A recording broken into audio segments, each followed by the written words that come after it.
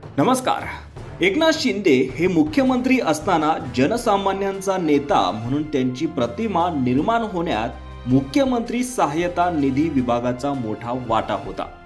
मुख्यमंत्री सहाय्यता निधीच्या माध्यमातून एकनाथ शिंदे यांनी अनेक गरजू रुग्णांवर मोफत उपचाराची सोय केली होती।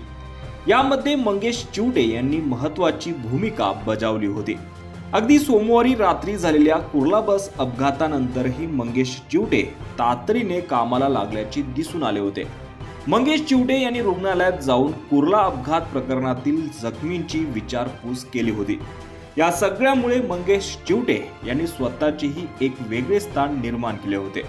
एकनाथ शिंदे यांचा विश्वासू आणि खास मर्जीतील व्यक्ती म्हणून मंगेश चिवटे हे ओळखले जात होते।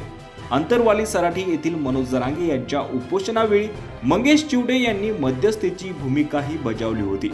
मंगेश चिवटे हे अनेकदा एकनाथ शिंदे यांचा संदेश घेऊन मनोज जरांगे यांच्याकडे जायचे। मनोज जरांगे यांनी आमरण उपोषण मागे घेण्यासाठी ज्या वाटाघाटी झाल्या होत्या त्यामध्ये मंगेश चिवटे यांचा सहभाग होता। त्यामुळे अल्पावधीत प्रशासनात मंगेश चिवटे हे नाव प्रसिद्ध झाले होते। मात्र आता त्यांच्याकडून मुख्यमंत्री सहाय्यता निधी विभागाचे प्रमुख पद काढून घेण्यात आले आहे। हा एकनाथ शिंदे यांच्यासाठी मोठा झटका असल्याची चर्चा रंगली आहे। त्यामुळे राज्यात नवे सरकार आल्यानंतर आणि मुख्यमंत्री पद गेल्यानंतर एकनाथ शिंदे यांना पहिला मोठा झटका बसला आहे। त्यांच्याऐवजी आता डॉक्टर रामेश्वर नाईक यांची मुख्यमंत्री सहाय्यता निधी विभागाच्या प्रमुखपदी नियुक्ती करण्यात आली आहे।